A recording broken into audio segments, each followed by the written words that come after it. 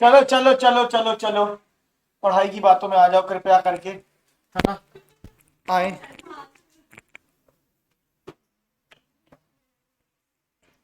Portfolio management में ये हमने थ्योरी वोरी पढ़ ली थी, बोलो हाँ या नहीं। ऑब्जेक्टिव्स ऑफ पोर्टफोलियो मैनेजमेंट आप रीड करके आए हो। फिर ये मैंने आपको सिखाया था expected return weighted average of individual return, याद है आपको? याद है, रीड करके आए हो। ये पूरा कर लिया अपन ने। उसके बाद रिस्क के components of risk, systematic risk, unsystematic risk. बोलो हाँ, बीटा कौन सा रिस्क होता है, सिस्टमैटिक या अनसिस्टमैटिक? क्या सिस्टमैटिक रिस्क क्या होता है? बीटा। ठीक है क्या? मेजर्स ऑफ रिस्क में हमने पढ़ा स्टैंडर्ड डिविएशन, क्या पढ़ा हमने? Standard deviation. कोवेरियंस पढ़ लिया, कोएफिशिएंट ऑफ कोरिलेशन पढ़ लिया, कैलकुलेशन ऑफ पोर्टफोलियो रिस्क पढ़ लिया, weight square into variance plus weight square into variance plus 2 into weight into cov X Y. इतना आपको याद है? चलो उसके बाद क्या है तुम्हारा,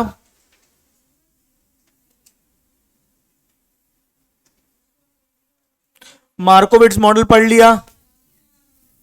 हाँ, जरूरत नहीं है उसके, चेंजिंग द कोएफिशिएंट कोरिलेशन चल जाएगा, मत परेशान हो उसके लिए।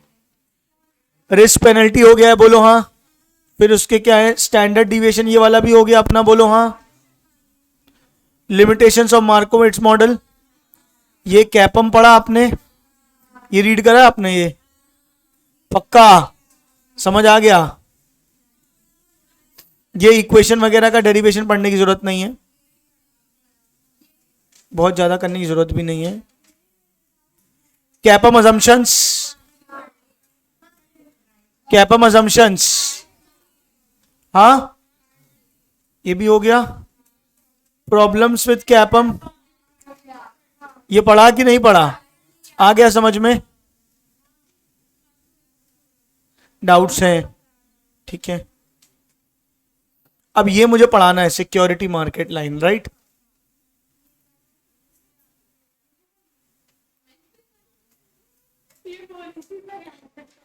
सिक्योरिटी मार्केट लाइन मुझे पढ़ाना है, और फिर कैलकुलेशन ऑफ बीटा मैंने आपको करा दिया है, ठीक है। बीटा ऑफ द पोर्टफोलियो भी 2 ही लाइन का था, ये भी हो गया, हाँ या नहीं? अब यहां पे आ जाएगा क्या, CML, यानी मेरे को 2 चीजें करानी बची है, एक बची है ये CML और एक SML, ऊपर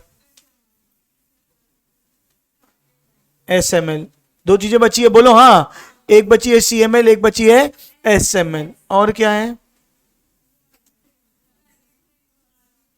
फिर यहां से अपना पूरा बचा हुआ है, आर्बिट्रेज प्राइसिंग थ्योरी बची है,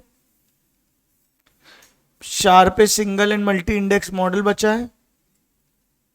पहले सिंगल इंडेक्स मॉडल, फिर मल्टी इंडेक्स मॉडल, ये थ्योरी है mainly. Risk adjusted measure of performance, ये भी बचा है अभी इसमें कुछ कुछ बताने को काफी चीजें। और ये इकोनॉमिक वैल्यू एडेड जो टॉपिक है ना, ये अकाउंट्स में होगा, CMA में ये अलग से चैप्टर है पूरा एक, उसमें अपन को इसको डिटेल में करना है, तो मैं यहाँ पे अभी इसको स्किप करवाऊंगा, ठीक है क्या? CMA में जब डिटेल में आएगा तो वहाँ पे EVA, MVA, SVA सब कुछ आएगा, तो वहाँ डिटेल में पढ़ाऊंगा, तो वहाँ होगा, क्योंकि यहाँ पे आधा अधूरा है, उतना मजेदार नहीं है, वहाँ पे ज्यादा मजेदार है प्रैक्टिकल के साथ, तो वहाँ पे करेंगे अपन। हाँ या ना, फटाफट बोलो बेटा, हाँ या ना बोलो। चलिए आइए अपन धीरे से शुरू करते हैं। सबसे पहले मैं आपको CML और SML का ओवरव्यू देता हूं। किसका ओवरव्यू देता हूं? CML और SML का। आ जाओ, ये सारे फॉर्मूलेज आपके पास लिखे हुए हैं सारे। अच्छा, इसकी थ्योरी क्वेश्चंस किए क्या? बने कि नहीं बने? बहुत बने थे, बहुत नहीं बने थे, है ना, बराबर बराबर हो गया होगा। चलो आ जाओ, मुंडी निजर को स्ट्रेट बैठो। अब मैं आपको 2 कॉन्सेप्ट पढ़ा रहा हूं। एक कॉन्सेप्ट पढ़ा रहा हूं CML, क्या पढ़ा रहा हूं बेटा? CML। और दूसरा टॉपिक पढ़ा रहा हूं तुमको SML, सिक्योरिटी मार्केट लाइन। एक क्या है? CML, एक क्या है? SML। ये दोनों कहीं ना कहीं कैपम से ही निकल के आया है, दोनों कहीं ना कहीं कहां से निकल के आए हैं? कैपम से। दोनों में बहुत थिन लाइन ऑफ डिफरेंस होता है, दोनों में बहुत थिन लाइन ऑफ डिफरेंस होता है, दोनों बातें लगभग एक जैसी ही करते हैं। सबसे पहले कैपम की इक्वेशन क्या होती है बताओ मुझे? RE is equals to R F plus R M minus R F into beta. ठीक है क्या? तो पहले मैं तुमको अगर सीएमएल दिखाऊं, क्या दिखाऊं बेटा? सीएमएल। देखो यहां पे इनने क्या लिया है? Expected return. वाई एक्सेस में क्या लिया है? Expected return. क्लियर है क्या? और यहां पे क्या लिया है इनने? Risk standard deviation. क्या लिया है? क्या लिया है? Risk standard deviation. एक सेकंड रुक जाना, एक और अच्छा डायग्राम बना हुआ है क्या?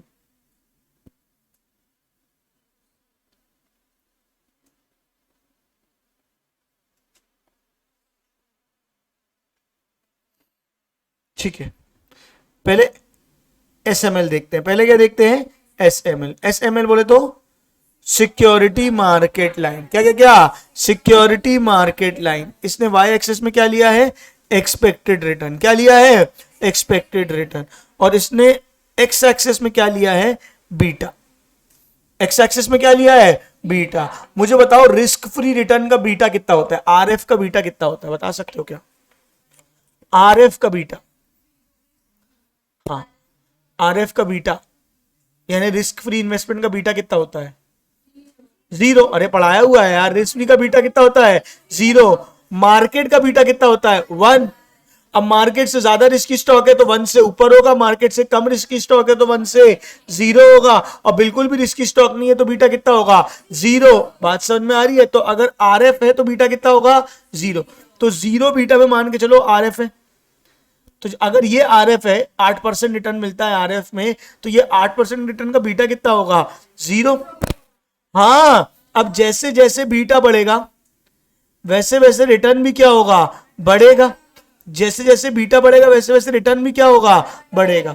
क्यों बढ़ेगा? क्योंकि आदमी रिस्क उठा रहा है तभी तो रिटर्न तो चाहेगा ना, वरना वो रिस्क ही क्यों उठाएगा? हाँ या ना फटाफट बोल। बीटा बढ़ रहा है मतलब क्या बढ़ रहा है? रिस्क बढ़ रहा है। अरे बीटा बढ़ रहा है मतलब क्या बढ़ रहा है? रिस्क बढ़ रहा है। और रिस्क बढ़ रहा है मतलब एक तरीके से क्या हो रहा है तुम्हारा? सीधे सीधे रिटर्न भी बढ़ेगा, वरना आदमी रिस्क ही क्यों लेगा? बोलो हाँ या नहीं? तो ये जो लाइन बनेगी वो क्या कहलाएगी बेटा? एसएमएल। क्या कहलाएगी? एसएमएल। बोले तो सिक्योरिटी मार्केट लाइन। मार्केट का बीटा कितना होता है? 1। तो अगर मान के बोलूं मैं ये यहां पे बीटा 1 है, यहां पे बीटा क्या है? 1।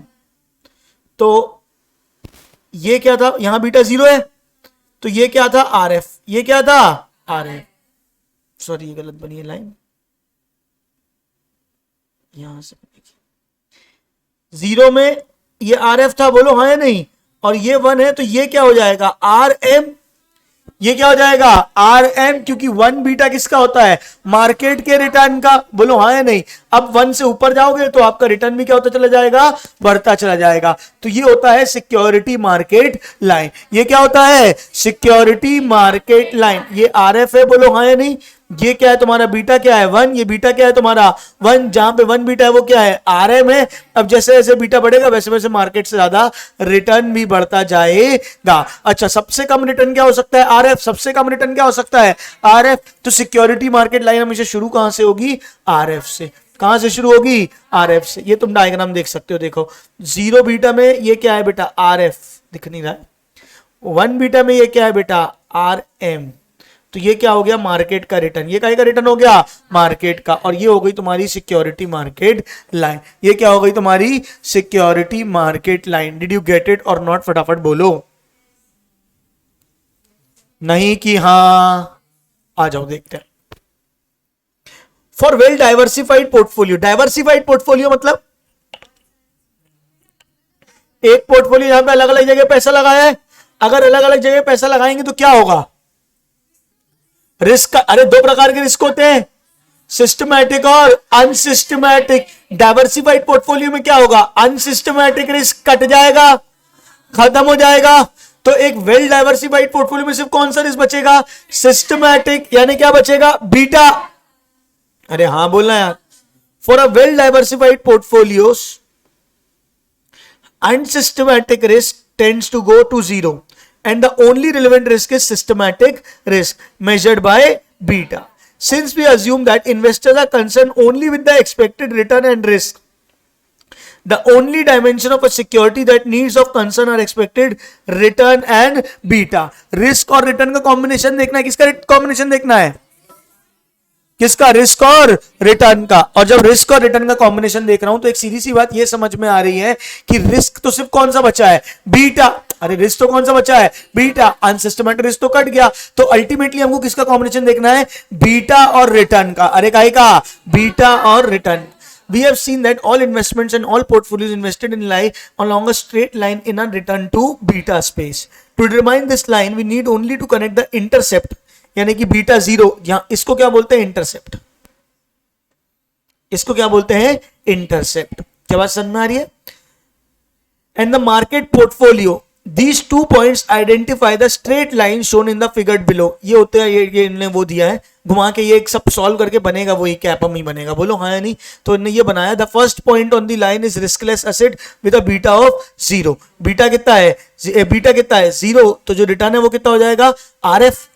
हाँ, इसको तुम सीधे सीधे अपनी भाषा में पुट करो, RE is equals to RF plus RM minus RF into beta. और RF का बीटा कितना है? 0। बीटा कितना है? 0 पुट करो तो ये पूरा क्या हो जाएगा? 0। तो रिक्वायर्ड रेट ऑफ रिटर्न कितना हो जाएगा? RF। अरे रिक्वायर्ड रेट ऑफ रिटर्न कितना हो जाएगा? RF। नहीं समझे? नहीं समझे कि समझ गए? फिर से बोलूं, RE is equals to RF plus RM minus RF into beta. अब मैं बोल रहा हूं बीटा इज इक्वल्स टू 0, तो क्या हो जाएगा? RE is equals to RF plus RM minus RF into 0, और ये 0 से मल्टीप्लाई करेगा तो ये पूरा क्या हो जाएगा? 0। तो RE इज इक्वल्स टू क्या हो जाएगा? RF। नहीं कि हाँ? नहीं। अच्छा, अगर अब मैं बीटा 1 लेता हूं तो क्या हो जाएगा? RE is equals to RF plus RM minus RF into beta. अब बीटा को क्या ले लो? 1। तो RF प्लस ये 1 हो जाएगा, तो ये 1 इंटू 1 कितना हो जाएगा? RM minus RF। अब ये 1 एक बार इससे मल्टीप्लाई होगा, फिर इससे मल्टीप्लाई होगा, तो RM माइनस RF। तो RF plus RM minus RF। हाँ, RF कैंसिल, तो RE इज इक्वल्स टू कितना हो जाएगा? RM। ये कब होगा? जब बीटा इज इक्वल्स टू 1। जब बीटा इज इक्वल्स टू 1। अब जैसे जैसे बीटा 1 से ऊपर चला जाएगा, रिक्वायर्ड रेट ऑफ रिटर्न भी क्या होता चला जाएगा? बढ़ता चला जाएगा। बीटा 1 से कम होता जाएगा, रिक्वायर्ड रेट ऑफ रिटर्न भी क्या होता चला जाएगा? कम होता चला जाएगा। कोई डाउट है क्या इसमें? हाँ या ना बोलो। तो बस वही उन्होंने एक बार एग्जांपल देके बताया है पूरा।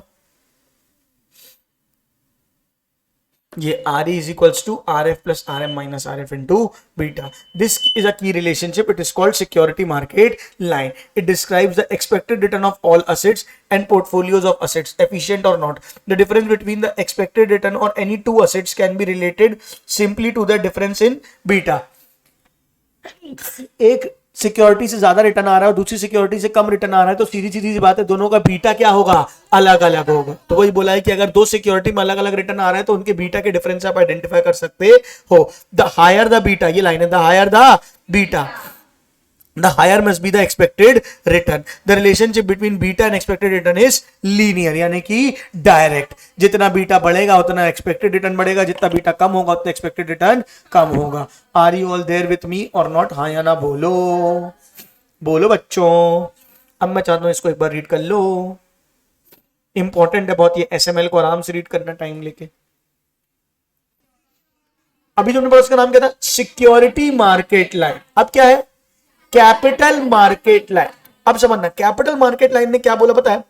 हम भी पोर्टफोलियो का वो बनाएंगे ग्राफ, वो भी एक पोर्टफोलियो को बता रहा था कितने इसमें कितना रिटर्न। इसने बोला हम उस पोर्टफोलियो का रिटर्न बताएंगे जो एग्जैक्टली मार्केट का रेप्लिका है। किसका? मार्केट का, इंडिविजुअल सिक्योरिटीज का नहीं। यानी नाम से ही समझ में आ रहा है, कैपिटल मार्केट जैसे निफ्टी की एक यूनिट, इंडेक्स की एक यूनिट, उसका बना रहे हैं। क्या बात समझ में आ रही? तो इनने क्या लिया, देखो यहां पे क्या है, यहां पे लिया RF, यहां पे क्या लिया? RF। Y एक्सिस में एक्सपेक्टेड रिटर्न और X एक्सिस में उन्होंने लिया स्टैंडर्ड डिविएशन। क्या लिया? Standard deviation. एक तरीके से बोले स्टैंडर्ड डिविएशन तो बोले तो क्या हो जाएगा? Total risk. क्या हो जाएगा? Total risk. वहां पे हमने क्या लिया था? X एक्सिस में बीटा। वहां पे क्या लिया था? बीटा। एक्सपेक्टेड रिटर्न था, X एक्सिस में वहां पे क्या था? बीटा। और यहां पे क्या था? टोटल रिस्क, यानी कि स्टैंडर्ड डिविएशन। तो एक तरीके से मेन डिफरेंस यही है कि सिक्योरिटी मार्केट लाइन में आपने सिर्फ अनसिस्टमैटिक रिस्क लिया था क्योंकि बीटा लिया था, और यहां आप स्टैंडर्ड डिवीजन ले रहे हो, यानी यहां पे क्या ले रहे हो, सिस्टमैटिक एंड अनसिस्टमैटिक मिला के। अब बोल स्टैंडर्ड डिविएशन रहे, लेकिन इसमें भी अजम्पशन क्या लगा दिया कि अनसिस्टमैटिक रिस्क पूरा कट गया है, अनसिस्टमैटिक रिस्क पूरा कट गया है। तो हुआ कौन सा रिस्क, सिस्टमैटिक रिस्क। हुआ कौन सा रिस्क, सिस्टमैटिक। नहीं आई बात समझ में, फिर से बोल रहा हूं, यहां इनने क्या बोला, हम ले रहे हैं स्टैंडर्ड डिविएशन। क्या ले रहे हैं, स्टैंडर्ड डिविएशन। लेकिन बोला कि अल्टीमेटली हम वही वाले पोर्टफोलियो लेंगे जो एग्जैक्टली मार्केट के हिसाब से चलते हैं, जो एग्जैक्टली मार्केट के हिसाब से चलते हैं, मार्केट से अलाइंड होके चलते हैं। मार्केट बढ़ता है तो बढ़ते हैं, मार्केट कम होता है तो कम होते हैं। यानी एक तरीके से इनने पूरा अनसिस्टमैटिक रिस्क क्या कर दिया, हटा दिया। हाँ यानी फटाफट बोलो। और इसका भी डायग्राम सेम बना, इसका भी डायग्राम सेम बना, बस इसको बोला क्या गया, कैपिटल मार्केट लाइन। क्या बोला गया, कैपिटल मार्केट लाइन। वहां पे एक्स एक्सिस में आपने क्या लिया था, बीटा। यहां पे एक्स एक्सिस में आपने क्या लिया, स्टैंडर्ड डिविएशन। क्या लिया, स्टैंडर्ड डिविएशन। लेकिन अब मजे की बात क्या है, अगर कोई सिक्योरिटी मार्केट से एक्स्ट्रा रिटर्न जनरेट करती है, बीटा 1 है, किसी का बीटा 1.5 है, किसी का बीटा 1.8 है, किसी का बीटा 1.2 है, तो वो मार्केट से ज्यादा रिटर्न जनरेट करती है, तो वो कहां पे दिखेगा, सिक्योरिटी मार्केट लाइन में। वो कहां पे दिखेगा, सिक्योरिटी मार्केट लाइन में। क्योंकि कैपिटल मार्केट लाइन में इन्होंने कौन सा लिया, सिर्फ वही पोर्टफोलियो जो मार्केट से क्या चलते हैं, अलाइंड चलते हैं, मार्केट के हिसाब से चलते हैं। बात समझ में आई कि नहीं आपको, फटाफट बोलो। एक बार रीड करता हूं और अच्छे से क्लियर होगा, ठीक है क्या, फिर मैं आखिरी में एक बार कंक्लूजन ही बता दूंगा। देखो मेन बातें पहले रीड पूरा कर रहा हूं, मेन बातें अंडरलाइन करूंगा। The मार्कोविट्स model, the मार्कोविट्स mean variance model is modified by introducing into analysis the concept of risk free asset। अभी अंडरलाइन मत करना, मेन बातें नहीं है, अभी सिर्फ रीड करने के लिए अंडरलाइन कर रहा हूं। In the concept of risk free asset, capital market line is the tangent line, ये लाइन है, capital market line is the tangent line drawn from the point of risk free asset to the feasible region for risky assets. Capital market line reflects the expected return of a portfolio consisting of all possible proportions between the market portfolio and the risk-free asset। risk-free asset और market के बीच के एक को मिला के जो भी portfolios बन सकते हैं वो पूरे portfolio वो लेता है। The market portfolio is completely diversified, ये लाइन है, the market portfolio is completely diversified, carries only systematic risk and his expected return is equal to the expected, ये मेन लाइन है, expected return is equal to the expected return of a market as a whole। यानी इसने क्या बोला है कि ये वही वाले पोर्टफोलियो लेगा जिसका एक्सपेक्टेड रिटर्न क्या है, equal to market as a whole. बात समझ में आ रही कि नहीं। अगर मोटा मोटी सिर्फ एग्जाम पॉइंट ऑफ व्यू से बोलूं तो पता क्या है, वहां पे एक्स एक्सिस में क्या है, बीटा, यहां पे एक्स एक्सिस में क्या है, स्टैंडर्ड डिविएशन। इसलिए ये है रिस्क फ्री एसेट, ये है सीएमएल और वो है एसएमएल। बात समझ में आ रही है कि नहीं आ रही है। The capital market line provides the best risk and return trade off for an investor। CML enables an investor to estimate the expected return from a portfolio। क्या आप क्या निकाल सकते हो, expected return from a portfolio। Portfolio is assumed to be efficient, exact replication of the market portfolio in terms of risk and rewards। ये एक फर्क है SML में और ये एक फर्क है CML। CML ने ऐसा कोई assumption नहीं रखा था कि एग्जैक्ट रेप्लिका है किसका, मार्केट का। वो तो एक्स एक्सिस में क्या ले रहा था, बीटा 1.2 है तो मार्केट से ज्यादा है, बीटा 0.8 है तो मार्केट से कम है। यहां पे इन्होंने एक्स एक्सिस में क्या लिया है, स्टैंडर्ड डिविएशन, और स्टैंडर्ड डिविएशन किसके बराबर है, मार्केट के बराबर। अरे किसके बराबर है, मार्केट के बराबर। अगर अनऑफिशियली एक मोटी सी छोटी सी बात बोलूं तो ये कहीं ना कहीं हर बार बीटा क्या लेने की बात कर रहे हैं, 1। हर बार बीटा क्या लेने की बात कर रहे हैं, 1, यानी कहीं ना कहीं मार्केट के बराबर। नहीं समझे कि समझ गए, वही दिया है। CM assume no unsystematic risk, all the unsystematic risk is completely taken care of by proper diversification similar to that of market portfolio। Market जैसे कि निफ्टी, सेंसेक्स, इसमें भी क्या है, एक कंपनी का रिस्क नहीं है, क्योंकि एक कंपनी का रिस्क दूसरे रिस्क से डाइवर्सिफाई हो जाएगा। अगर रिस्क है तो पूरा कौन सा है तुम्हारा, सिस्टमैटिक रिस्क, जो अपन ऊपर वाले पढ़ा था सेम। हाँ या नहीं।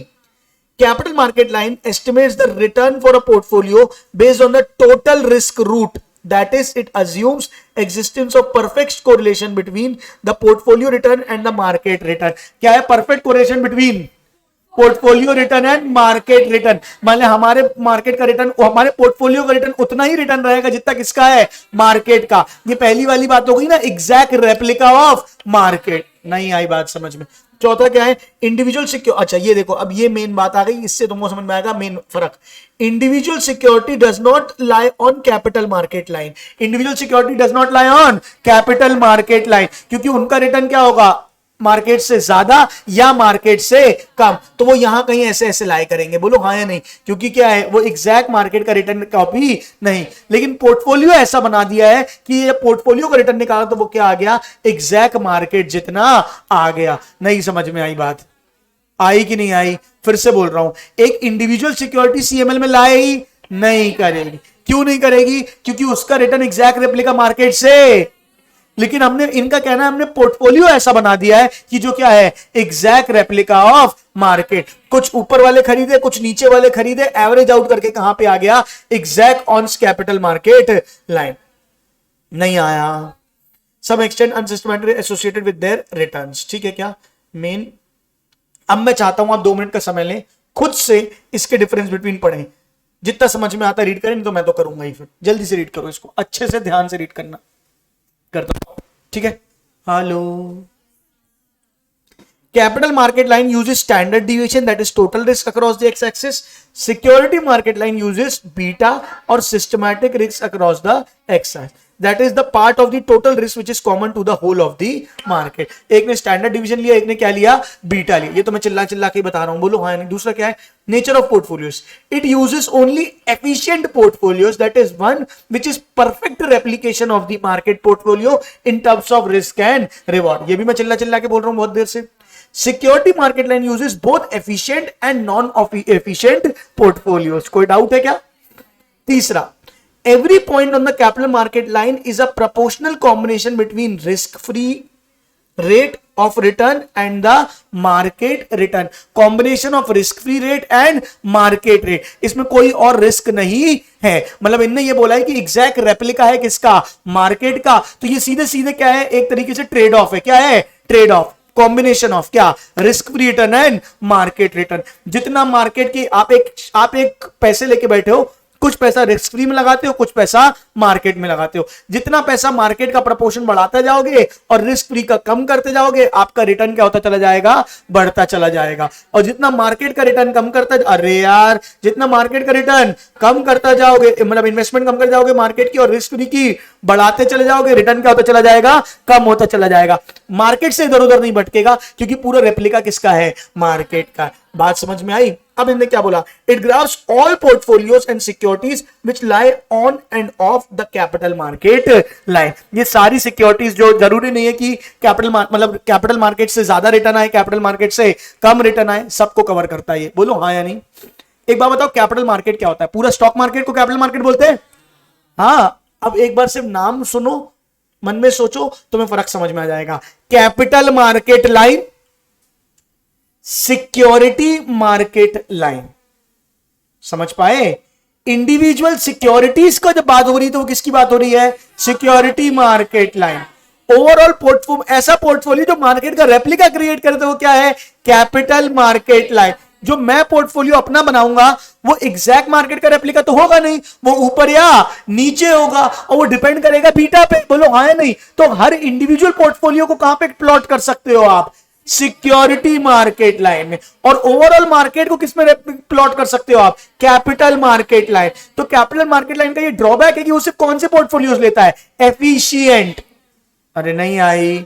जबकि सिक्योरिटी मार्केट लाइन किसको लेता है, सिक्योरिटी का है, वो सबको लेता है, जो कैपिटल मार्केट लाइन से ज्यादा भी रिटर्न दे सकता है और कम भी। किसी का बीटा 1.5 भी हो सकता है, 2 भी हो सकता है और 3 भी हो सकता है। मगर मार्केट से ज्यादा रिटर्न प्राप्त करने वाले पोर्टफोलियो को भी कहां पे प्लॉट करोगे, security market line. Are you all there? नहीं आया। मैं 2 मिनट का समय बहुत सीरियसली तुमको देना चाहता हूं। पूरे सीएमएल को, एसएमएल को एक बार रीड करो, और जो भी तुम उसके कंक्लूजन बना रहे हो, ये मेन डिफरेंस बिटवीन में समझ में आ गए, और उसको अपनी भाषा में लिख लो। 10 दिन बाद याद भी नहीं रहेगा क्या पढ़ाया था। क्या बात समझ में आ रही है? इसलिए उसको अच्छे से करो, इंपॉर्टेंट है ये। क्लियर है क्या? जल्दी करो। एक बार फिर से बोल देता हूं, 2 चीजें हैं, एक है सिक्योरिटी मार्केट लाइन और एक है कैपिटल जब तक कैपिटल मार्केट लाइन नहीं बताई तब तक सिक्योरिटी मार्केट लाइन तो बहुत बढ़िया जी समझ में आई थी, है ना, है ना। देखो कैपिटल मार्केट लाइन सीधी सी बात क्या बोलती है कि यहाँ एक्सपेक्टेड रिटर्न लिया है, बोलो हाँ।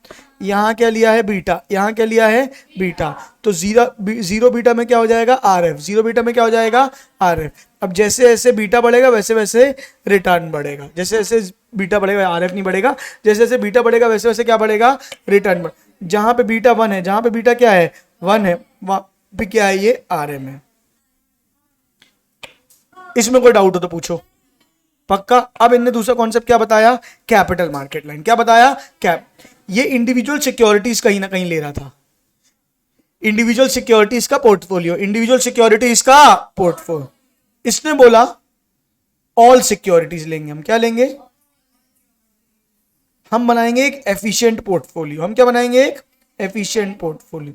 तो उस किसी ने पूछा एफिशिएंट पोर्टफोलियो का मतलब क्या होता है, तो उसने बोला one which creates replica of market. अब मार्केट मतलब सेंसेक्स निफ्टी। बात समझ में, सेंसेक्स बढ़ेगा तो पूरा पोर्टफोलियो, मतलब एग्जैक्ट निफ्टी का एक इंडेक्स ले लिया, समझ रहे हो, निफ्टी इंडेक्स एक ले लिया या सेंसेक्स का एक इंडेक्स ले लिया। अब सेंसेक्स का एक इंडेक्स ले लिया तो वो बढ़ेगा तो ये पोर्टफोलियो बढ़ेगा, ये घटेगा तो ये पोर्टफोलियो घटेगा। इंडेक्स ले लिया, बात समझ में आ रही है, मतलब जितने निफ्टी मतलब 50 कंपनी के शेयर्स, सबके जिस प्रपोर्शन में निफ्टी है उस प्रपोर्शन में शेयर्स ले लिए। बोलो हाँ या नहीं, यानी ये एग्जैक्ट क्या है, स्टॉक मार्केट का एक इंडेक्स है। क्या है, स्टॉक मार्केट का एक इंडेक्स है। बोलो हाँ या नहीं। यहां क्या लिया मैंने, स्टैंडर्ड डिविएशन। यहां मैंने क्या लिया बेटा, स्टैंडर्ड डिविएशन। जब रिस्क जीरो है, जब रिस्क क्या है, जीरो, तो मेरे को क्या है, आर एफ है। बोलो हाँ या नहीं। जैसे जैसे रिस्क मैं बढ़ाऊंगा, जैसे जैसे मैं रिस्क बढ़ाऊंगा वैसे वैसे मेरा रिटर्न भी क्या होगा, बढ़ेगा, वैसे वैसे रिटर्न भी क्या होगा, बढ़ेगा। तो यहां पे क्या आ जाएगा, एक्सपेक्टेड रिटर्न। यहां पे क्या आ जाएगा, एक्सपेक्टेड रिटर्न। पर ये जो मैंने ये अलग अलग ले रहा हूं ना, जो कितने कितनी रिस्क है, ये एक पोर्टफोलियो, उस पोर्टफोलियो के ले रहा हूं जो पोर्टफोलियो क्या है, एफिशिएंट है। क्या है, एफिशिएंट है। जब मार्केट में इतना रिस्क लेता हूं तो इतना रिटर्न मिलता है स्टॉक मार्केट में, इतना रिस्क लेता हूं तो इतना रिटर्न मिलता है स्टॉक मार्केट में, इतना रिस्क लेता हूं तो इतना रिटर्न मिलता है स्टॉक मार्केट में। बात समझ में आ रही है, यानी this is an exact replica of stock market, this is exact replica of capital market या स्टॉक मार्केट। इसलिए इसको बोला कैपिटल मार्केट लाइन। क्या बोला गया, कैपिटल मार्केट लाइन। और वो क्या बोला गया, सिक्योरिटी मार्केट लाइन। बात समझ में आ रही है। इसमें रिटर्न जो आएगा, इसमें जो रिटर्न आएगा वो मार्केट से कम या मार्केट से ज्यादा आ सकता है। अरे क्या, मार्केट से कम या मार्केट से ज्यादा आ सकता है। और यहां पे जो रिटर्न आएगा वो क्या आएगा, एग्जैक्ट इक्विवेलेंट टू मार्केट आएगा। नहीं समझे कि समझ गए, प्लीज हाँ या ना बोलो। क्या यही बातें तुमको बुक से रीड करके भी समझ में आई जो मैंने बोली, कि कुछ अलग अलग लगी। हाँ, अभी समझ में आया है। 2 मिनट के अंदर फिर से रीड करो, देखो वो जो बातें मैंने बोली वो रिलेट हो रही कि नहीं हो रही। जो लाइन मेरी बातों से रिलेट नहीं हो रही एग्जैक्ट मार्क करके मुझसे पूछो अभी तुरंत में, जल्दी, मैं यहीं खड़ा हूं, जल्दी करो, रीड करो। एसएमएल यहां से लेके यहां तक।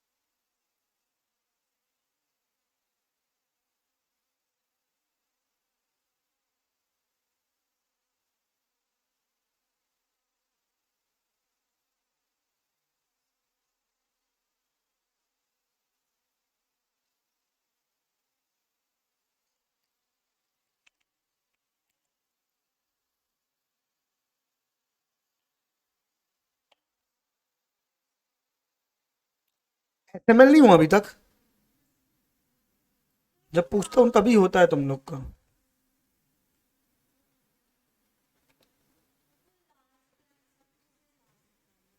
क्या, कहाँ लिखा है total balance, we have seen all investments in all portfolios of investment lie along straight line.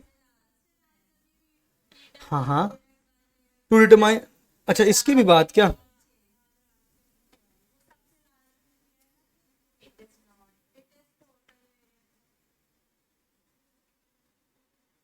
मैंने पहली बात तो उतना पढ़ने बोला था और उसके बाद सिर्फ ये पढ़ने बोला है आपको.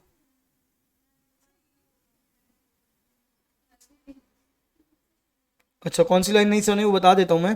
Recall the risk of an stock could be divided into systematic and unsystematic risk. Beta is the index of systematic risk. This equation suggest that systematic risk is the only important ingredient in determining the expected return. Unsystematic risk is of no consequence. It is not total variance of return that affects the return, only the part of the variance in returns. मतलब वही बात है कि सिर्फ systematic return ही काई की है, काम की है. सिस्टमैटिक रिस्क की क्या है, काम का है. Unsystematic risk is of no use, क्योंकि वो क्या हो जाता है, डाइवर्सिफाई होकर कट जाता है. तो वही तो बोली आखिरी लाइन. चलो बोल रहे हो तो पढ़ के बता दे रहा हूं मैं, लेकिन वही बात बार बार इनने बोली है. क्या बोला है? It is not the total variance यानी total risk of the returns that affects the returns, only part of the variance in terms that cannot be eliminated by diversification. जिसको diversify नहीं कर सकते, यानी कौन सी रिस्क, सिस्टम है. अरे वही बात को 3 बार अलग अलग तरीके से बोल रहे हैं कि अल्टीमेटली मैटर क्या करता है, systematic risk not the unsystematic risk, क्योंकि वो क्या हो जाती है, डाइवर्सिफाई हो जाती है. हाँ या ना फटाफट बोलो. अरे यार आया, ये रीड हो गया. अब एसएमएल रीड करो. हाँ मतलब सीएमएल रीड करो, और सीएमएल में भी क्या करो, पहला पैराग्राफ रीड करो.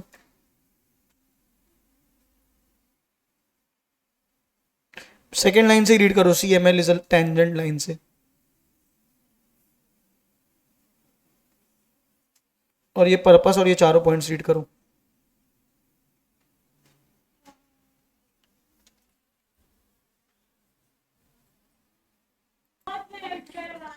ठीक है, तो आर्बिट्रेज प्राइसिंग थ्योरी.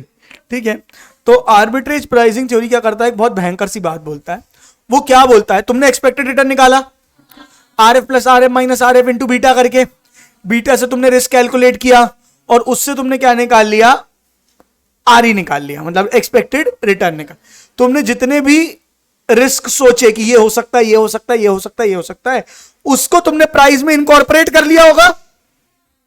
बात समझ में आ रही है कि ये हो गया तो शेयर प्राइस गिर सकता है, ये हो गया तो शेयर प्राइस गिर सकता है. कुछ फैक्टर्स होंगे जिनके कारण प्राइस में फर्क आ सकता है. उन फैक्टर्स को तुमने आइडेंटिफाई किया और उसी बेसिस में तुमने प्राइस के शेयर की क्या करी है, प्राइसिंग लगाई है कि ये शेयर रिस्की है तो इसका प्राइस इतना होना चाहिए, ये शेयर कम रिस्की है तो इसका प्राइस उतना होना चाहिए. बोलो हाँ या नहीं. लेकिन रिस्क किसका होता है, नोन का कि अननोन का. इसका एक बहुत अच्छी बात है, आर्बिट्रेज प्राइसिंग थ्योरी की एक बहुत अच्छी बात है. इसका ये कहना है बीटा आपने कैलकुलेट किया, लेकिन बीटा तो आपने नॉन फैक्टर से कैलकुलेट किया ना. आपने नॉन फैक्टर जो आपको लगते थे उसको आप कैलकुलेट करके होशियार बन रहे हो और रिस्क कैलकुलेट कर रहे हो, पर एक्चुअली में तो रिस्क और भी हो सकता है जो अननोन है. तो इनने बोला अलग अलग फैक्टर्स होते हैं जिसके शेयर के प्राइस में फर्क पड़ता है. कुछ फैक्टर्स होते हैं नोन और कुछ फैक्टर्स होते हैं अननोन. नोन फैक्टर्स को आप कैलकुलेट करके ऑलरेडी प्राइस में इनकॉर्पोरेट कर लेते हो, पर फिर भी एक अनसर्टेनिटी रहती है किसकी, अननोन फैक्टर्स की. तो इनने बोला हम, सुन रही हो, हम क्या करेंगे, अननोन फैक्टर्स की क्या क्या क्या फैक्टर्स यानी वो बातें जो शेयर की प्राइस में इफेक्ट मारते हैं. बोलो हाँ. हम हर शेयर की सेंसिटिविटी देखेंगे, हर शेयर की to the unknown factor, to the unknown factor. मैं एक छोटी कंपनी हूं, एक अननोन फैक्टर में वो मेरे शेयर को बहुत ज्यादा हिला देगा. एक बड़ी कंपनी को अननोन फैक्टर कम हिला पाएगा, एक बहुत बड़ी कंपनी को शायद हिला ही ना पाए. हर कंपनी की अपनी क्या होगी, सेंसिटिविटी होगी टू दी अननोन फैक्टर्स. यहां तक बात समझ में आ रही. उस बेसिस में हम कैलकुलेशन करेंगे. नहीं आई क्या बात समझ में, मोटा मोटी बात समझ में आई. उसका क्या बोला, बीटा आपने लिया, बहुत लिया, अच्छा लिया, वेरी गुड लिया, लेकिन वो तो आपने नोन फैक्टर्स से लिया. कुछ अननोन फैक्टर्स भी होते हैं. अरे यार, अननोन फैक्टर्स का क्या होता है, हर सिक्योरिटी की अलग सेंसिटिविटी होती है टू अननोन फैक्टर, उसको कंसिडर करके आपको शेयर की रिस्क और प्राइसिंग करनी चाहिए। अब अपन एक बार रीड करिए, मैंने अभी ओवरव्यू दिया है, रीड करेंगे तो, और एक क्वेश्चन पढ़ाऊंगा तो अच्छे से क्लियर हो जाएगा। सुनना बस मेरी बात को। क्या बोला? The कैपम asserts that only single number a securities asserts that only a single number a securities beta against the market. हम सिर्फ एक ही रिस्क को देखते हैं। क्या देखते हैं? सिक्योरिटी का बीटा कितना है मार्केट के कंपैरिजन में। मार्केट का बीटा 1 है, हमारी सिक्योरिटी का बीटा कितना है? Is the required measure of risk. At the core of arbitrage pricing theory is the recognition that several systematic factors affect the security return. इनका कहना है सिर्फ बीटा नहीं है, और भी बहुत सारे फैक्टर्स हैं जो कंपनी के रिटर्न को इफेक्ट करेंगे। मेरी बात सुन पाए कि नहीं सुन पाए? अब रीड करूंगा, अच्छे से क्लियर होगा। The returns on an individual stock will depend upon a variety of anticipated and unanticipated events, यानी कि known factors and unknown factors। यहां देखो मेरे साथ, anticipated events will be incorporated by the investor into their expectations of returns on individual stock and thus will be incorporated into the market price। आपने anticipated factors को anticipate कर लिया है, उसके रिस्क को कैलकुलेट कर लिया है, अरे हाँ या नहीं बोलो ना यार, और उसी बेसिस में काहे पहुंचे हो? प्राइसिंग में। अरे यार, तो एंटिसिपेटेड की प्रॉब्लम तो, अरे एंटिसिपेटेड की प्रॉब्लम नहीं। Generally, however, most of the return ultimately realized will result from unanticipated events. Of course, changes itself is anticipated and investors know that most unlikely occurrence of all would be the exact realization of the most probable future scenario. उसी बात को खतरनाक अंग्रेजी में बोला। But even though we realize that some unforeseen events will occur, we do not know their direction or their magnitude. We can know is the sensitivity of the returns of these events. अरे हाँ या नहीं बोलो ना यार। जिस दुश्मन को जानते हो उसके लिए तैयार भी और उसके लिए प्राइसिंग भी कैलकुलेट करके रखी है। बोलो हाँ या नहीं?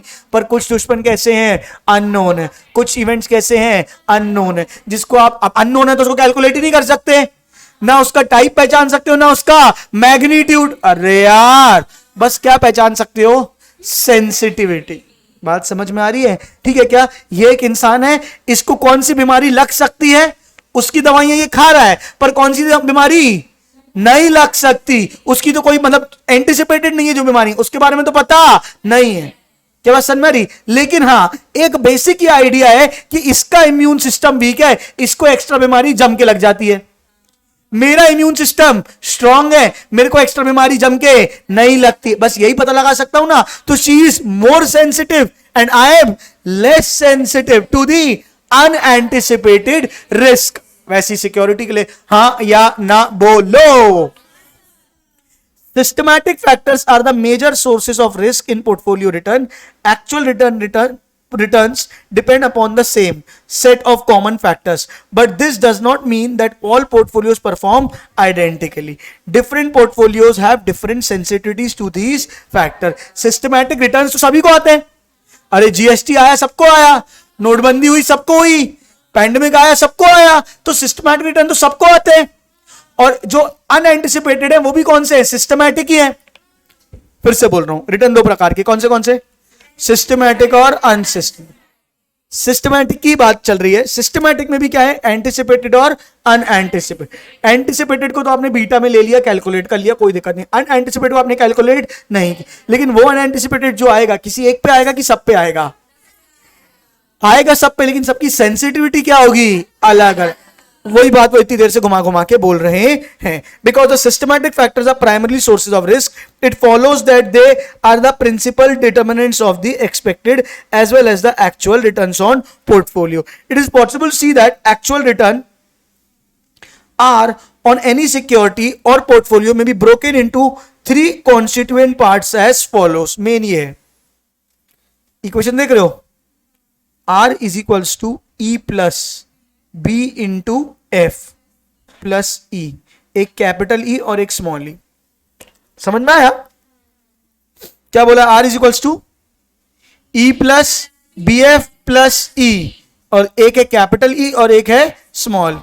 एक्चुअल रिटर्न क्या होगा?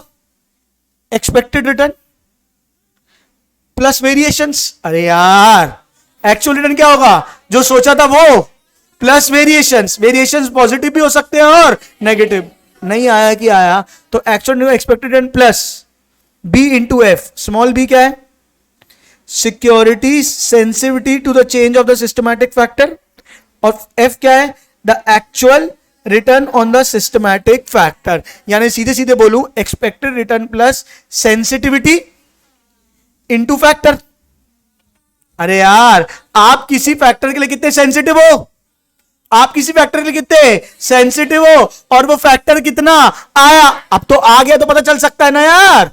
तो E is equals to S into F, ये मैं अपनी भाषा में लिख रहा हूं। E is equals to R is equals to E plus S into F. S क्या है, systematic factor, sensitivity into factor. हाँ, सेंसिटिविटी टू द फैक्टर, और एफ क्या है, फैक्टर। नहीं आया कि आया, और ई क्या है, returns on the unsystematic factors. Returns on the unsystematic factors. Unsystematic भी रहेगा, कुछ तो रहेगा ही। ये जो भी सेंसिटिविटी अगर हमने किसके लिए करी, सिस्टमैटिक के लिए करी। किसके लिए करी, सिस्टमैटिक के लिए। नहीं आई बात समझ में, नहीं आई, फिर से बोल रहा हूं। R is equals to actual return क्या था जो सोचा था, प्लस सेंसिटिविटी थी 0.8 की, और वो फैक्टर 5 आया, तो 5 इंटू 0.8 फॉर एग्जाम्पल। तो ये सिस्टमैटिक का काम हो गया, क्योंकि एक्सपेक्टेड भी सिस्टमैटिक था और ये भी सिस्टमैटिक था। प्लस स्मॉल ई क्या हो गया, return of unsystematic factor. Total मिला के क्या आ गया, आर। हाँ या ना फटाफट बोलो। नहीं आया, पक्का आया। Equation Z merely states that actual return equals to the expected return plus factor sensitivity times the factor movement plus the residual risk. Empirical work suggests that 3 or 4 factor model adequately captures. अच्छा, सिर्फ factor एक होगा कि बहुत सारे हो सकते हैं? तो E plus B1F1, B2F2, B3F3, B4F4 plus E। हाँ कि नहीं? अरे E प्लस SF नहीं बोलते अपन, अपनी उन्हीं की भाषा बोलते हैं। E प्लस क्या था, BF प्लस E। हाँ या नहीं? अब ये फैक्टर 1 को क्या बोलेंगे, B1F1। फैक्टर 2 को क्या बोलेंगे, B2F2। फैक्टर 3 को क्या बोलेंगे, B3F3। Are you all there or not, फटाफट बोलो। Each of the middle terms, वही पूरी कहानी उनने बताई गई है, ऐसे करके एक बार हाँ या ना फटाफट बोलो। What are these factors? They are underlying economic forces that the primary influences on the stock. ये कुछ भी हो सकते हैं, political factors, economical factors, recession, ये सब कुछ भी हो सकते हैं। हाँ या नहीं? The biggest problem of APTR, biggest problem क्या है, खुद सोच के बताओ। अरे जो फैक्टर को आइडेंटिफाई, आप बोल रहे हो अनएंटिसिपेटेड है, अरे हाँ या नहीं? तो अनएंटिसिपेटेड को फैक्टर को भी तो आइडेंटिफाई कर पाए, क्योंकि तो वो है ही क्या, अनएंटिसिपेटेड। और फिर उसकी सेंसिटिविटी कैलकुलेट कर पाए हर अलग अलग सिक्योरिटी की। कैसे पॉसिबल है, जब खुद ही अनएंटिसिपेटेड है? एक तो फैक्टर आइडेंटिफाई करना, उसके बाद उसकी सेंसिटिविटी अलग अलग एक्यूरेटली कैलकुलेट करना बहुत मुश्किल काम है। APTR, factor identification and separating unanticipated from anticipated factor movements in the measurement of sensitivity. Any one stock is so influenced by the idiosyncratic forces that is very difficult to determine the precise relationship between returns and given factor. मतलब वही factor और sensitivity को identify करना सबसे मुश्किल काम है। For more critical is the measurement of B's. The B's measure the sensitivity of returns and anticipated movements in the factor. मतलब कुल मिला के वही बात को घुमा के बोल रहा है। प्रॉब्लम क्या है, एक बार F को आइडेंटिफाई करना यानी फैक्टर को, और दूसरी बार B को आइडेंटिफाई करना। E तो एक्सपेक्टेड रिटर्न तो निकाल ही लिया। अरे हाँ ना बोलो ना यार, नहीं आया। Empirical testing APT is still in fancy and concrete resulting proving APTs or disapproving CAPM do not exist. For this reason, it is used to regard CAPM and APT are different variations of the true equilibrium pricing model. Both are therefore useful in supplying intuition into the way of security pricing equilibrium. दोनों एक प्रकार से intuition ही देते हैं, दोनों कोई भी exact नहीं बता पा रहा है। आर्बिट्रेज प्राइसिंग थ्योरी कैपम के खिलाफ था। आर्बिट्रेज प्राइसिंग थ्योरी क्या था, कैपम के खिलाफ था, पर उसने बातें जो रखी वो सॉलिड रखी, पर उसकी भी कैलकुलेशंस क्या है, प्रैक्टिकली पॉसिबल नहीं हो पा रही। तो दोनों कहीं ना कहीं क्या दे रहे हैं, एक मियर इंट्यूशन ही दे रहे हैं। हाँ या ना फटाफट बोलो। थोड़ी सी अंग्रेजी आई है, बाकी समझ में आ गया होगा। Giving you 5 minutes time, please read it properly, please, important है। इतना मैंने करा दिया है। ये sharp index model, multi index model आज नहीं करा रहा हूं मैं, कल कराऊंगा, क्योंकि तुम इससे ज्यादा फिर आज अनझेलेबल सा ना हो जाए। ठीक है, आज घर जाके इसको अच्छे से रीड करके आना पूरे को, ठीक है क्या, इंपॉर्टेंट है बहुत ज्यादा। दूसरी चीज, बहुत इन डेप्थ आगे भी मैं पढ़ाने वाला हूँ, sharp index, single index, multi index, इसमें बहुत ज्यादा डीप जाने की जरूरत नहीं है, मोटा मोटी बुक की बातें समझ में आ रही है, एमसीक्यू सॉल्व हो रहे हैं, दैट्स मोर देन सफिशिएंट। क्या बात समझ में आ रही है? क्योंकि उतना लेवल तुमको है ही नहीं, ठीक है क्या, होता तो फिर मैं इसमें और लंबी क्लास लेता, पर अगर मैं इसके इंडेप्थ में जाऊंगा तो कम से कम 4 क्लास और लग जाएगी, और आने 1 या 2 एमसीक्यू ऊपर ऊपर से थ्योरी है, तो क्यों मैं उसको टाइम को उसकी जगह हम थ्योरी या लॉ में ज्यादा इन्वेस्ट करेंगे, वो ज्यादा फ्रूटफुल रहेगा तुम्हारे लिए, जो मुझे लगता है। क्या बात समझ में आ रही है? इसलिए अब इसके बाकी की चीजों को मैं छोड़ रहा हूँ, ईवीए में अकाउंट्स के साथ ही कराऊंगा, कल या परसों दोनों दिन मिला के मैं इस चैप्टर को खत्म कर दूंगा। क्लियर है क्या? फिर आपका बचेगा क्या, प्रोजेक्ट फाइनेंस, और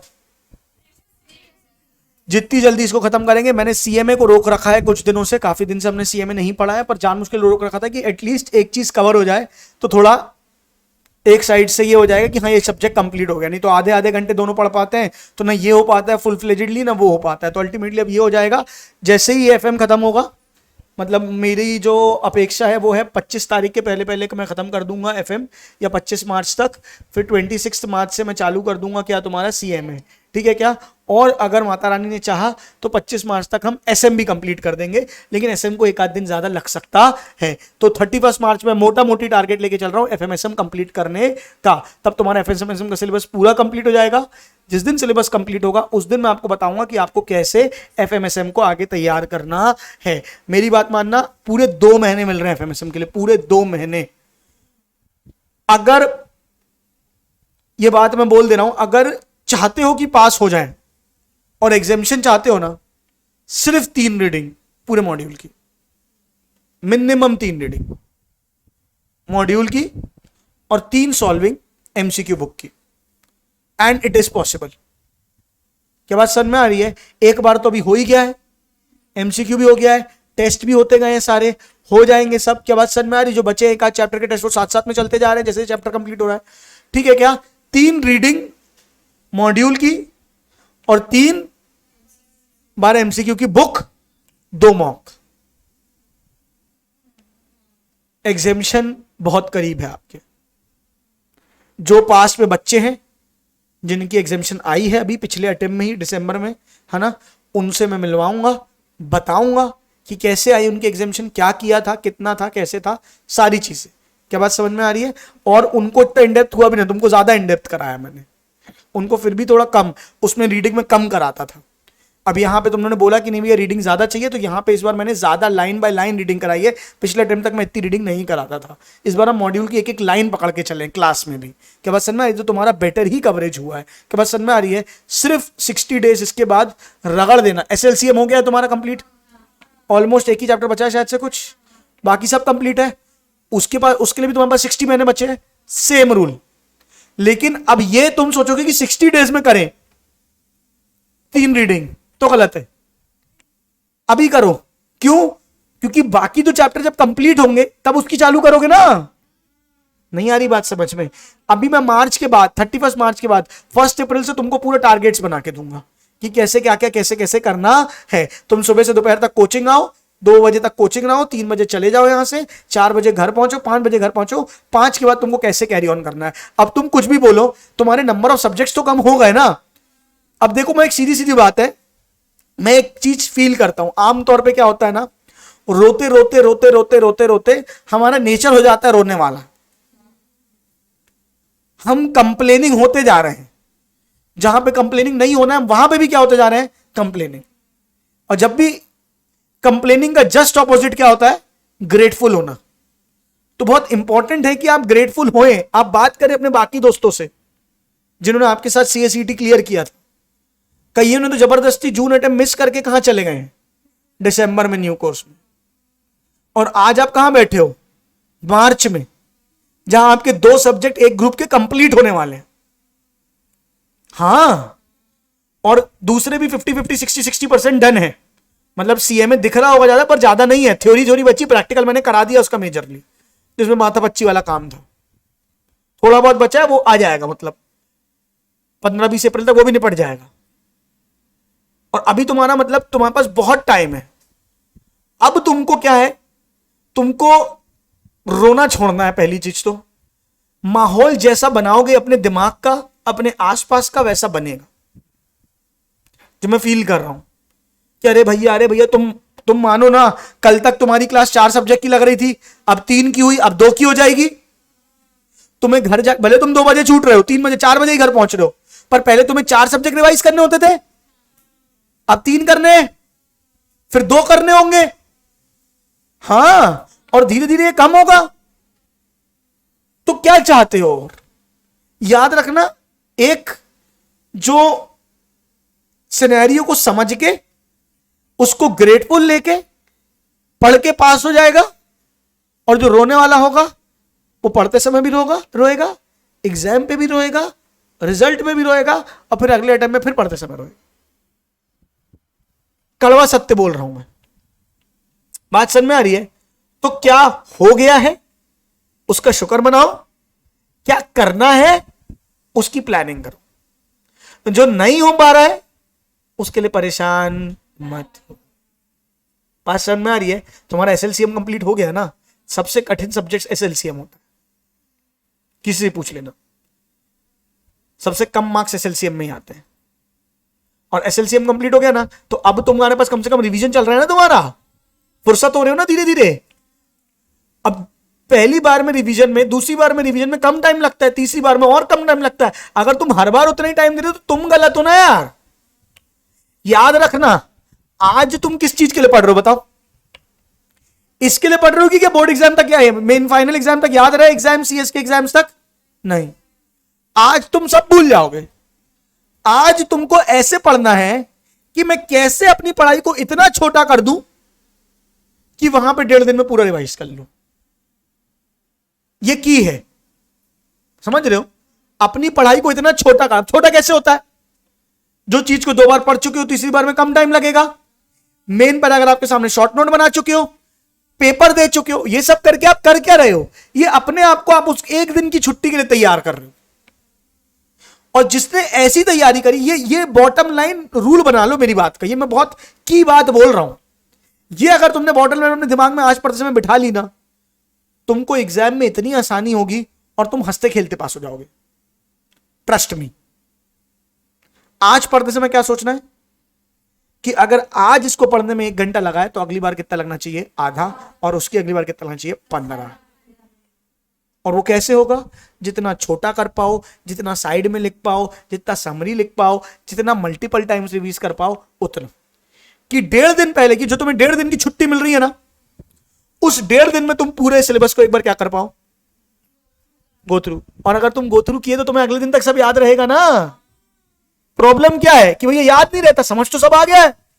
तो आज तैयारी किस चीज की करो कि कैसे 1.5 दिन में पूरे एसएलसीएम को रिवाइज करोगे, कैसे 1.5 दिन में पूरे एफएमएसएम को रिवाइज करो, कैसे 1.5 दिन में सीएमए को रिवाइज करो। आ रही है बात समझ में? तो ये अगर की तुम लेके चलोगे ना तो तुम पास हो जाओगे। और तुम बहुत बहुत बहुत अच्छी सिचुएशन में हो जो पढ़ रहे हो, ट्रस्ट में। क्यों अच्छी सिचुएशन में हो? तुम्हारे ऑलमोस्ट 2 सब्जेक्ट्स कंप्लीट है यार, मतलब 2 दिन में 2 सब्जेक्ट कंप्लीट हो जाएंगे तुम्हारे फुल, सिर्फ उसको रिवाइज करके उसके मॉक देने। और 2 सब्जेक्ट्स भी 50-50 कंप्लीट है, 60-60। और फिर तुम्हारे पास पूरा पूरा अप्रैल और पूरा पूरा मई, 2 महीने 60 डेज तुम्हारे पास है रिवाइज करने के लिए। अब उसमें भी तुम रिवाइज नहीं कर रहे हो तो तुम नालायक हो। आ रही बात समझ में? हम हर चीज प्लानिंग के साथ चला रहे हैं। फुल प्लान था कि पहले एसएलसीएम कंप्लीट करेंगे, फिर एफएमएसएम कंप्लीट होंगे, और ईबीसीएल और सीएमए आखिरी में जाएगा। तुमने देखा होगा सबसे पहले एसएलसीएम की क्लास लगना चालू हुई, सबसे ज्यादा घंटे क्या लगती थी? एसएलसीएम लगती थी। ईबीसीएल लेट चालू हुई, उसके बाद क्या लगती थी? एफएमएसएम और सीएमए लगती थी। फिर एफएम, अभी सबसे ज्यादा घंटे क्या लग रही है? एफएमएसएम। एफएमएसएम खत्म होगा, फिर क्या लंबी लगेगी? सीएमए। पार्ट बाय पार्ट, ताकि तुम झेल भी पाओ। अभी मैं 3 घंटे एफएमएसएम पढ़ा रहा हूं, मैं 1.5 घंटे सीएमए पढ़ाऊं, 1.5 घंटे एफएमएसएम पढ़ाऊं। जो मैं शुरू में कर रहा था, मेरे को फील आया कि तुम जल्दी थक जा रहे हो, तुम्हारा दिमाग सीएमए में उतना वर्क नहीं कर रहा है जब मैं एफएमएसएम, क्योंकि 2 प्रैक्टिकल साथ में है ना यार। मैं सीएमए पढ़ा रहा हूं, तुम एफएमएसएम का नहीं होल्ड कर पा रहे हो, एफएमएसएम पढ़ा रहा हूं, सीएमए होल्ड नहीं कर पा रहा हूं। जिस दिन मैं पहले एफएम पढ़ाता था तो बाद वाला सीएमए डूब जाता था, पहले सीएमए पढ़ाता तो एफएमएसएम डूब जाता था। तो मैंने बोला एक काम करो, पहले एफएमएसएम को एक साइड से खत्म करो। अब तुम कितना खत्म करोगे वो तुम्हारे ऊपर है। हर सब्जेक्ट के हर चैप्टर के टेस्ट हुए हैं अभी तक के। हाँ, और बाकी के हर चैप्टर के हो जाएंगे। तो आप अच्छी सिचुएशन में हो, आपने मॉड्यूल रीड करके रखी हुई है, पता है ये बात कितनी वैल्यूबल है।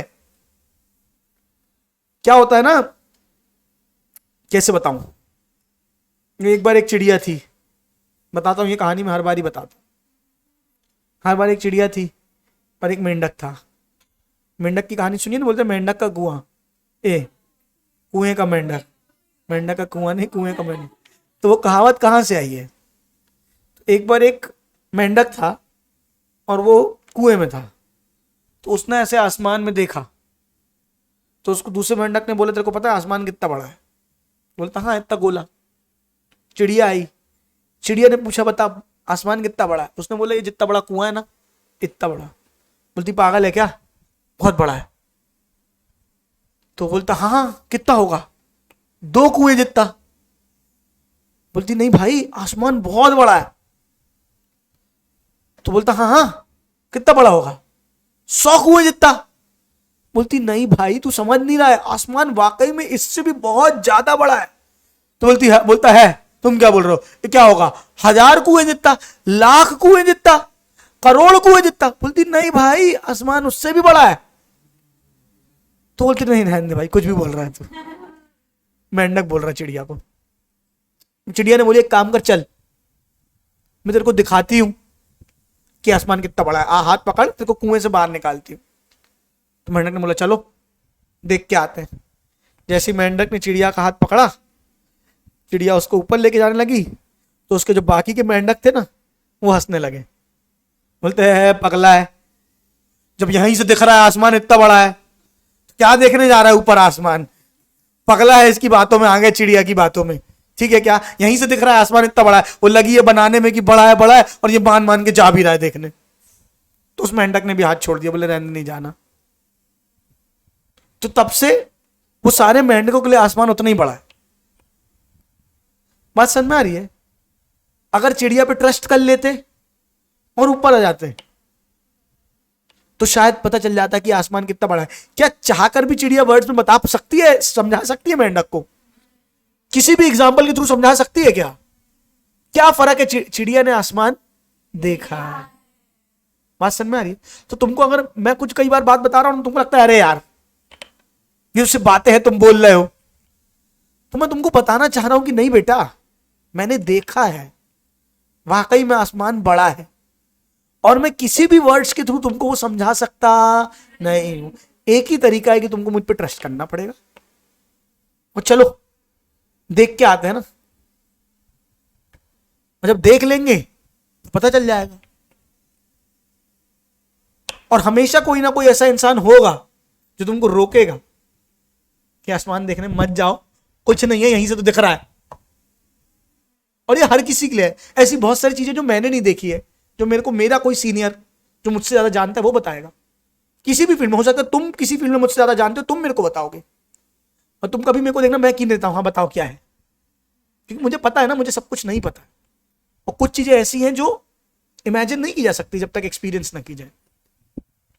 तो बात करो पास्ट वालों से, तुम्हें पता चलेगा बच्चे मॉड्यूल उठाने की हिम्मत नहीं करते, सब रेफरेंस बुक से पढ़ते हैं। पता है तुमको ये बात?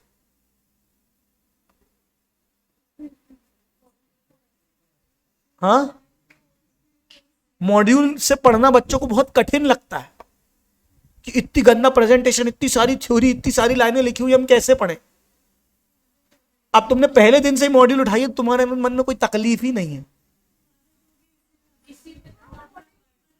बात समझ में आ रही है? हम भी चाहते तो अपनी ब्रांडिंग के लिए, कोचिंग की ब्रांडिंग के लिए अपनी कोचिंग के नाम की एक बुक छपा के बांट दे सबको, हाँ पढ़ो इससे बढ़िया मजा आएगी, इजी भी हो जाएगा।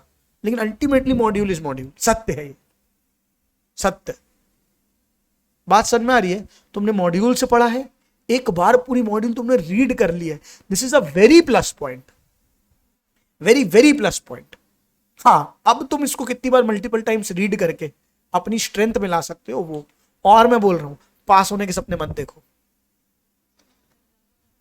फोड़ना है अपन को। मैं सही बता रहा हूं, फोड़ना है। अनिकेत के मार्क्स देखे थे ना, एग्जामिशन इन ऑल 4 सब्जेक्ट्स। एग्जामिशन क्या 70-70 नंबर है उसके हर सब्जेक्ट में। 400 में से 280 300 नंबर है उसके, फोड़ना है, फोड़ना है। और जब फोड़ने की सोचोगे ना तो डर ही नहीं लगेगा फेल होने का। अभी लौट रहे भगवान सामने, हे भगवान 200, 201 नहीं चाहिए, 250 उस तरफ करा दे बस, वहां गिरा देना, यहां नहीं गिराना बस। अब जब गिरना ही उस तरफ चाहोगे तो दो ही प्रोबेबिलिटी है, या तो यहां गिरोगे या तो वहां गिरोगे।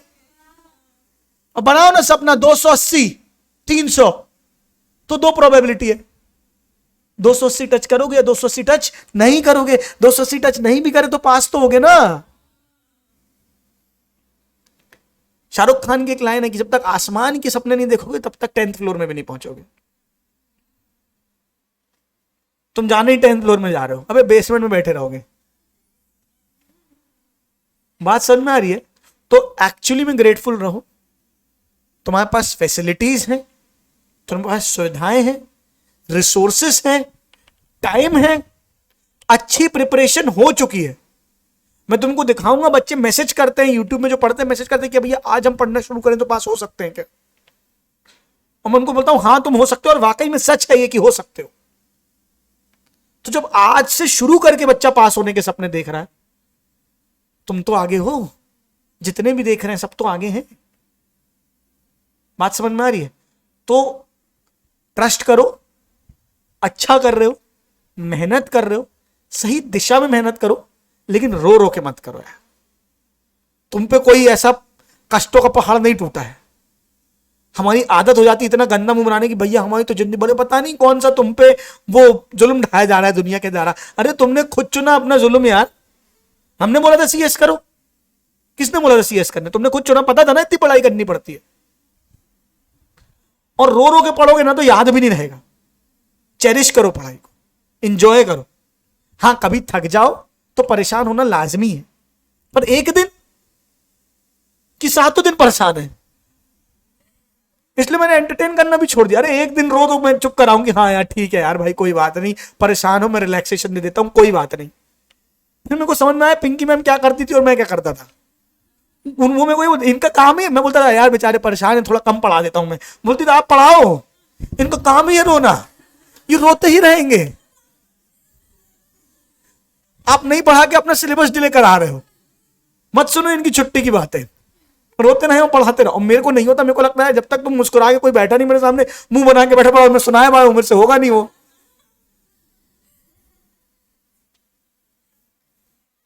आ रही बात सर में? तो बहुत अच्छा है सब कुछ, एक्चुअली बहुत अच्छा है, कुछ बुरा नहीं है ना। कोई दुखी नहीं हो तुम, आदत हो गई है दुखी रहने की अपने पे, है ना। वो बोलते हैं एक लाइन है, self pity is the best luxury human being can ever have. खुद पे दया खाना सबसे अच्छा लगता है। अरे यार बेचारा मैं, हाय राम मेरी तो जिंदगी खराब हो गई। और उसके बाद आके बिगाड़ती है माएं, अरे बेटा तू तो कब से पढ़ रहा है, सो जा बेटा। बेटा पिछले 2 घंटे से मोबाइल चला रहा है, ये बताएगा नहीं। माँ को लग रहा है पढ़ रहा है तो बोलेगी हाय बेटा तू तो कब से पढ़ रहा है यार, मत परेशान हो, सो जा, तबीयत खराब हो जाएगी। और फिर जैसे ही मम्मी आके बोलती तो हमको लगता हाँ यार मम्मी सही तो बोल रही है, बीमार हो जाएंगे, सो जाएंगे। जब मम्मी पहले पढ़ने बोलती थी तब गलत लगती थी, अब आराम करने बोल रही सही लग रही है। और घर वाले भी ओवर पैम्पर कर देते थे, हाय मेरा बच्चा सुबह गया, इतनी देर कोचिंग पढ़ के आया, खा ले, पानी पी ले, ये कर ले, वो कर ले, परेशान मत हो, एक ही अटेम्प्ट थोड़ी है, फेल भी हो गया तो कोई दिक्कत नहीं है, इतना टेंशन नहीं लो। अरे यार ये कर करके कमजोर बना रहे हैं आपको, और तुम और हो जाते हो उनके सामने। पूरे मजे कर रहे हो तुम जिंदगी के, कोई कमी नहीं छोड़ रहे हो, ब्रेक में भी सब में भी सब कर रहे हो तुम। तो दया खाना बंद कर, उल्टा मम्मी बोले तो बोले कोई दिक्कत नहीं है, मेरे पे कोई जुर्म नहीं हो रहा है, मजे ही करके आ रहा हूं 6 घंटे कोचिंग में, टोटल एंटरटेनमेंट ही करके आ रहा हूं। समझ गए? रोते हुए नहीं दिखना मेरे को, कम से कम 3 दिन तक, ठीक है क्या? तो चौथे दिन तुम हो जाओगे मुझे पता है, पर 3 दिन तो हो निकले मेरे 20 मिनट का असर। समझ गए? चलो आज की सभा समाप्त। बोलो सत्यनारायण भगवान की जय।